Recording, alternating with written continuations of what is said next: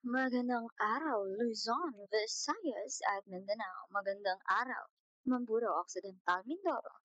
Ako ang inyong tsikidorang on sa chika, Jose Maria Panganiban. Magbibigay ng mainit-init na opinyon ngayong araw. Hindi naman nabago sa atin ang konsepto ng ibang paaralan na sinusubukan lutasin ang matagal ng problema ng ating bayan. Yun ay may mga kabataan pa rin na hirap sa pagbabasa sa lingwahe ng Ingles at ng Tagalog. May ibang nakakapasa nang wala talagang kaalam-alam.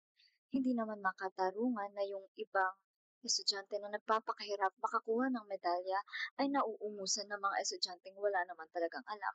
Kung kaya't dapat lamang na magsagawa sila ng isang programa kung saan matutulungan talaga ang ibang estudyanteng walang kaalam-alam sa konsepto ng pagbabasa.